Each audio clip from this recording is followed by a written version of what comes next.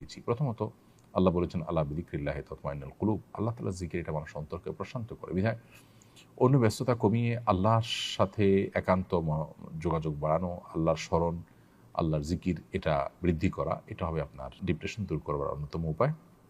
দ্বিতীয়ত হলো ডিপ্রেশন এটা আসলে নৈরাশ্য থেকে আসে।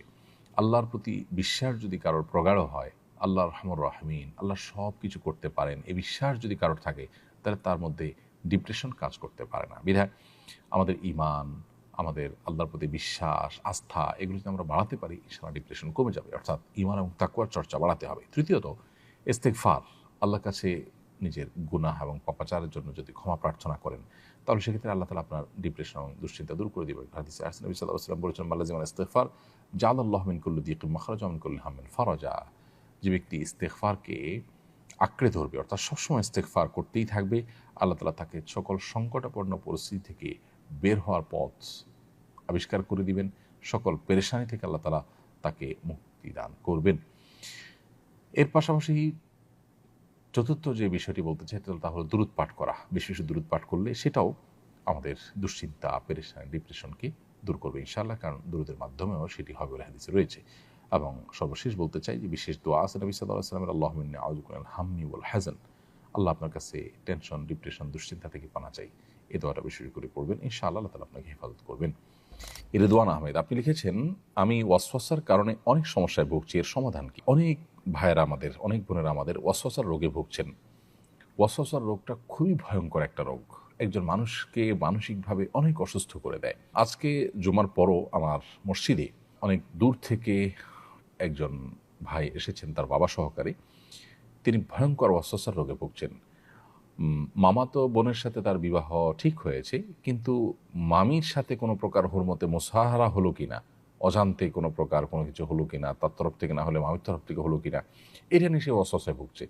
তো এই জাতীয় ওয়াসওয়াসার কারণে দেখা যায় যে দাম্পত্য জীবনে কলহ, ইবাদত বন্দেগীতে মনোযোগিতা কমে যাওয়া, নানাবিধ সমস্যা সৃষ্টি হয়। উজু করতে গিয়ে দেখা যায় 10 বার 20 বার হাত ধোয়া হচ্ছে, এবং হাত মুখ ধোয়া হলো কিনা, শুকিয়ে থাকলো কিনা কোনো জায়গা, এই অহেতুক সংশয়, এটা নিয়ে দেখা যায় যে 10 বার 20 বার 30 বার পর্যন্ত ধোয়ার কাজ করা হচ্ছে, এদিকে জামাত শেষ হয়ে যাচ্ছে। তো এই অস্বস্যগুলো শয়তান আমাদের মধ্যে সৃষ্টি করে, আমাদেরকে বিভ্রান্ত করবার জন্য, আমাদেরকে ভালো কাজ থেকে দূরে সরাবার জন্য। এগুলোর জন্য দুটি করণীয় আমাদের আছে। প্রথমত, ভালো কোনো মানসিক ডাক্তার আমরা দেখাতে পারি, বিশেষ করে দিনদার যদি মানসিক ডাক্তার হয় তাহলে ভালো হয়।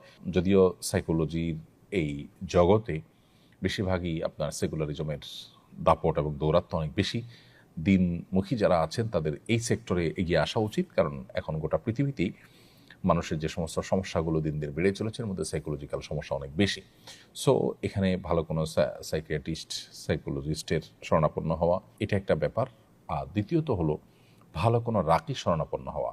সোশ্যাল মিডিয়াতে বা বিভিন্ন প্লে স্টোর, অ্যাপ স্টোর, এগুলোতেই আপনি যদি ওয়াসওয়াসার রুকিয়া লিখে সার্চ দেন, তাহলে হয়তো আপনি অনেক রুকিয়ার অ্যাডভাইস পাবেন, সেটাকে আপনি অনুসরণ বা ফলো করতে পারেন। অডিও বা ভিডিও পেলে সেগুলো আপনি মনোযোগের সাথে শুনতে পারেন। আমি আশা করি যে আপনি যদি ভালো মতো রুকিয়া করেন, তাহলে ইনশাআল্লাহ আপনার এই ওয়াসওয়াসার সমস্যা কেটে যাবে। আর অনেক ভাইরা, অনেক বোনেরা এই সমস্যায় ভুগছেন, এবং এটার কারণে তাদের জীবন অনেকটাই ব্যাহত হচ্ছে। তৃতীয়ত আরেকটি সম্পূরক সমাধান বলতে চাই, সেটি হলো ওয়াসওয়াসা রোগের মূল ট্রিটমেন্ট হলো এটাকে ইগনোর করা।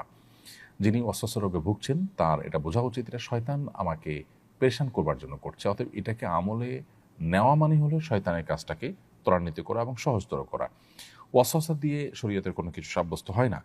সো আমাকে 3 বার হাত ধোয়ার কথা নবী সাল্লাল্লাহু আলাইহি ওয়াসাল্লাম নির্দেশ করেছেন ওযুর জন্য। আমি 3 বার হাত ধোবো, এরপরে শুকনা আছে কিনা এটা আমার দায় নেই, এটা রাসূল আকরাম সাল্লাল্লাহু আলাইহি ওয়াসাল্লামের বিষয়।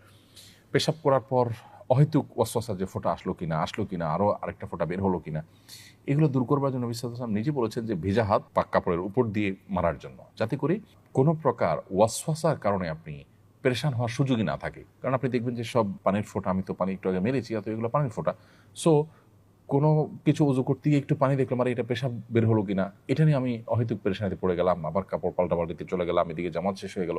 এগুলোকে পাত্তা দেওয়ার কোনো কারণ নেই। অতএব ওয়াসওয়াসাকে ইগনোর করা হলো ওয়াসওয়াসার অনেক বড় একটা ট্রিটমেন্ট, এবং ইগনোর না করে এটাকে আমলে নেওয়া, এটাতে মনোযোগ দেওয়া, এটাতে ডুবে থাকা, এটা হলো শয়তানের সেই শয়তানি কর্মকাণ্ডকে অনেকটা বাস্তবায়ন করতে সহযোগিতা করা, যেটা আমাদের উচিত নয়। অতএব যারা রোগে ভুগছেন তারা এটাকে ইগনোর করবেন এবং আল্লাহর কাছে দোয়াও করবেন যে আল্লাহ এই ওয়াসওয়াসা থেকে আপনি আমাকে মুক্তি দান করেন, আল্লাহ তাআলা হেফাজত করুন। ছেলে হওয়ার সময় আমার খুব কষ্ট হয়, ডাক্তার সিজার করার সিদ্ধান্ত নেন। আমি আল্লাহর সঙ্গে ওয়াদা করেছিলাম নরমালি হলে এতিমখানায় একটি খাসি দান করব। আমার ছেলের বয়স 7 বছর, এখন সম্পন্ন করতে পারিনি। এই ওয়াদা করা কি আমার সঠিক হয়েছে? এখন সম্পন্ন করতে না পারায় কি সম্পন্ন করতে না পারায় কি গুনাহ হবে? এ কারণে আমার ছেলের কি কোনো ক্ষতি হবে? আল্লাহর সঙ্গে আপনি যদি ওয়াদা করে থাকেন যেটা হলে আমি এটা করব, তাহলে আপনার এই ওয়াদা পূরণ করা উচিত, এটা আপনার কর্তব্য। আর এটা না করলে আপনি গুনাহগার হবেন। দেরি হয়েছে তারপরও যদি আপনি করে ফেলেন তাহলে এটি আদায় হয়ে যাবে এবং ইনশাআল্লাহ বিইذনিল্লাহ আপনি দায় থেকে মুক্ত হয়ে যাবেন। কিন্তু এর ফলশ্রুতিতে আপনার সন্তানের ক্ষতি হবে কিনা সেটা অবশ্য এর সাথে প্রাসঙ্গিক বিষয় নয়, কারণ সন্তান তো এখানে কোনো অন্যায় করেনি। অতএব তার এখানে লাভ ক্ষতির বিষয় নেই। ক্ষতি যা হওয়ার আপনার হবে, আপনি গুনাহগার হবেন এবং আল্লাহর সঙ্গে কৃত ওয়াদা এটা পূরণ করা উচিত। আপনার যতটুকু আপনি ওয়াদা করেছেন ততটুকু আপনার সাধ্যের মধ্যে থেকে। সো আপনি আগে করতে না পারলে এখন এটিকে পূরণ করবার চেষ্টা করবেন। মোহাম্মদ রিয়াজ লিখেছেন, আমার বয়স 17, আমি বাবরি চুল রাখতে পারবো কিনা? হ্যাঁ, অবশ্যই রাখতে পারেন। তমিন ইসলাম আপনি লিখেছেন, ফর্সা হওয়ার ক্রিম ব্যবহার করলে কি গুনাহ হবে? এটা স্বাভাবিক আকৃতি পরিবর্তন হিসাবে গণ্য হবে কিনা? উত্তর হলো না। ফর্সা হওয়ার ক্রিম ব্যবহার করলে আসলে আমাদের আকৃতি পরিবর্তন বলতে যেটা বোঝায় সেরকম কিছু হয় না, বিধায় এটা ব্যবহার করা হারাম হবে না। তবে আমরা যখন প্রসাধনী ব্যবহার করব সতর্ক থাকতে হবে এগুলোতে হারাম কোনো উপাদান আছে কিনা। আমরা খাদ্য গ্রহণের ক্ষেত্রে, পানীয় গ্রহণ করার ক্ষেত্রে হালাল হারাম বাছ বিচার করলেও আমরা অনেকেই জানি না যে প্রসাধনী ব্যবহারের ক্ষেত্রে হালাল হারাম বাছ বিচার করার বিষয়টা রয়েছে। আপনি দেখবেন যে ইয়াহুদি যে পণ্যগুলো বয়কট করার জন্য আহ্বান করা হয়, তাদের পণ্যগুলোর তালিকার মধ্যে সবচেয়ে দীর্ঘ তালিকা হলো এই প্রসাধনী রিলেটেড পণ্যগুলো। এই পণ্যগুলোর মাধ্যমে অনেক হারাম বস্তু আমাদের শরীরে প্রবেশ করানো হয়ে থাকে। আমরা এগুলো যখন ব্যবহার করি নানাভাবে এগুলো আমাদের শরীরে প্রবেশ করে, আমরা সেই দিকটাকে অনেকে খেয়াল করি না। অতএব সেখানে হালাল হারাম বিষয়টাকে বিশেষভাবে আমাদের বিবেচনা আনতে হবে। তবে মৌলিকভাবে ফর্সা হওয়ার ক্রিম ব্যবহার করাটা নিষিদ্ধ নয়। ভগ্নিপতি কি শালীকে বিয়ে করতে পারবে কিনা? না, ভগ্নিপতি শালীকে বিয়ে করতে পারবেন না। বিশেষ করে শালীর বোন নিজের স্ত্রী থাকা অবস্থায় যদি বোনের সাথে তালাক হয়ে যায়, বিচ্ছেদ হয়ে যায় বা বোন মারা যায়, তখন শালীকে বিয়ে করতে পারবেন। সাইম ইসলাম আপনি লিখেছেন, হাঁটু এবং কোমরের সমস্যা থাকলে চেয়ারে বসে নামাজ পড়া যাবে কি না? হাঁটু এবং কোমরে যদি এত বেশি অসুবিধা থাকে, এত বেশি অসুস্থ থাকে এবং ব্যথা থাকে যে আপনি রুকু সেজদার জন্য যে মুভমেন্ট সেটা করতে পারেন না, কোনোভাবে অসহনীয় কষ্ট হয়, অসুস্থ হয়, তাহলে সে